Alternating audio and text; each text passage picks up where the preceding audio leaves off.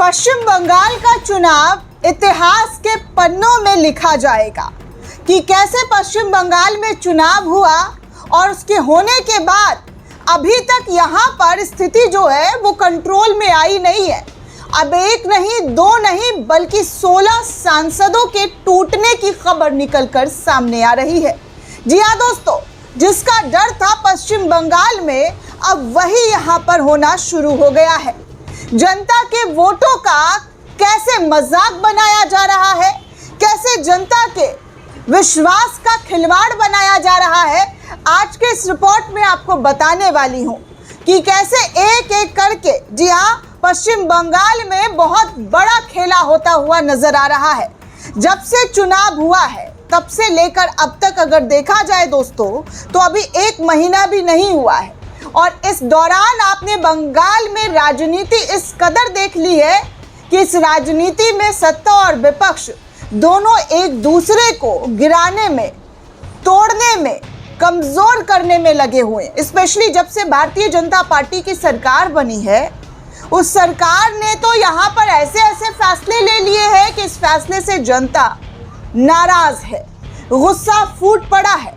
लेकिन अब राजनीति का असली खेल सत्ता और पावर का कैसे दुरुपयोग किया जा रहा है, ये साफ तौर पर दर्शाता है कि भाजपा कैसे दूसरे पार्टी को खाने की हिम्मत रखती है। ये कहते हैं कि जनता ने इन्हें चुना है, जनता का इन्हें विश्वास है, लेकिन डर, खौफ और ईडी, सीबीआई तमाम संवैधानिक पदों पर, संस्थानों पर बैठे हुए अधिकारियों को लेकर जो आरोप लगते हैं वो यूं ही आरोप नहीं लग रहे हैं। इसके पीछे कोई वजह है, तभी ये आरोप लगते हुए दिखाई देते हैं। विपक्ष ऐसे ही कुछ नहीं बोल रहा है दोस्तों कि कैसे सत्ता का दुरुपयोग भारतीय जनता पार्टी बखूबी जानती है और अब उसी दुरुपयोग का पूरा कारनामा बंगाल में देखने को मिल रहा है। दरअसल खबर ये आ रही है दोस्तों कि यहाँ पर बड़ी टूट हो गई है।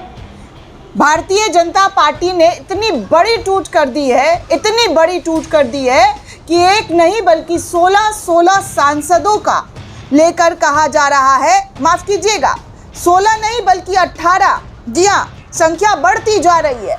18 लोकसभा सांसद जो है वो भाजपा में जा सकते हैं। ऐसे खबरें निकलकर सामने आ रही है। मतलब जिस ममता बनर्जी को लोकसभा में पश्चिम बंगाल के अंदर भर कर वोट मिला था, जनप्रतिनिधि जो इनके खड़े किए गए थे उन पर जनता ने अपार भरोसा जताया था, उनकी आवाज सड़क से लेकर सदन तक उठाने का, अब वही बगावत करते हुए नजर आ रहे हैं, ममता बनर्जी को धोखा देते हुए नजर आ रहे हैं और पार्टी छोड़कर भाजपा में जाने के आसार नजर आ रहे हैं।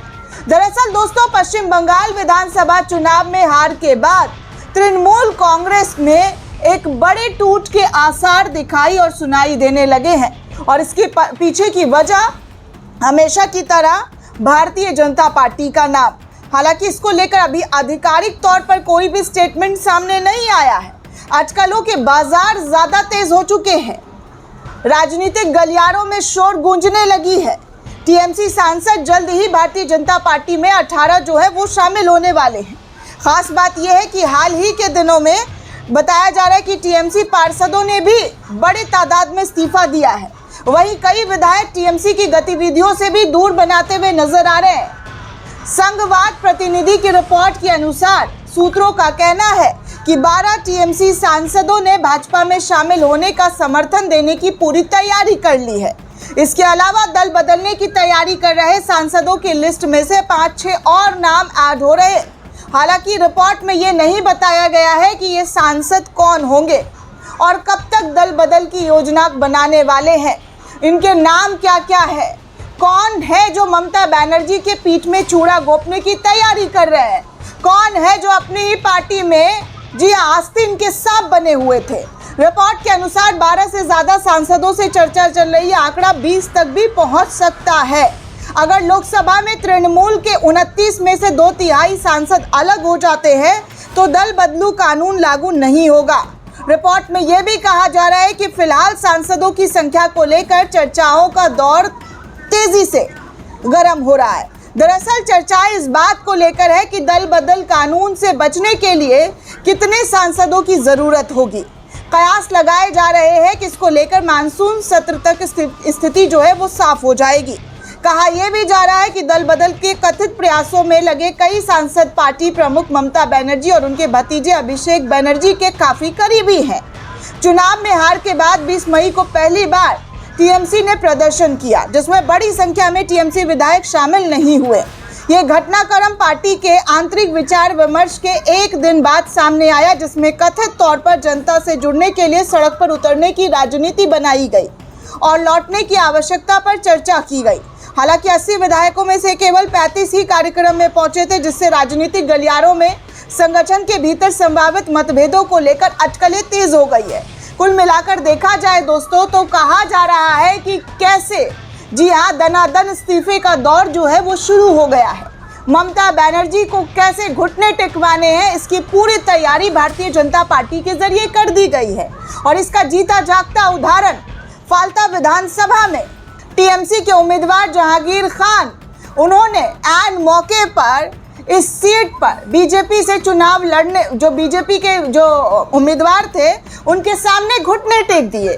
जो कल तक पुष्पा है, झुकेगा नहीं, ऐसे तमाम बयानबाजी दे रहे थे, लेकिन जब फिर से इस सीट पर चुनाव आयोग के जरिए मतदान कराया गया तो यहाँ से उन्होंने बैकफुट पर अपने कदम खींच लिए। कुल मिलाकर देखें तो डर और भय का राजनीति साफ तौर पर नजर आ रहा है, लेकिन यहाँ बोलने वाला कोई नहीं है। किसी के मुंह से, किसी की जुबान से गलत और अन्याय के खिलाफ आवाज नहीं उठ रहा है।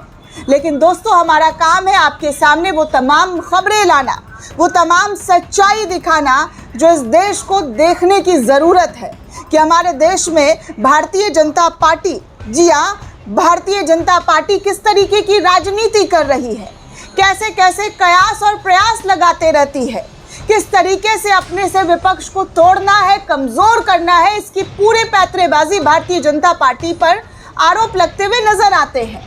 और एक बार फिर से 18 सांसदों का दल बदल करना, पार्टी में छोड़कर बीजेपी के साथ चले जाना, ये दर्शाता है कि राजनीति का अंत सिर्फ और सिर्फ सत्ता और पैसे, ताकत के बलबूते पर ही नजर आ रहा है।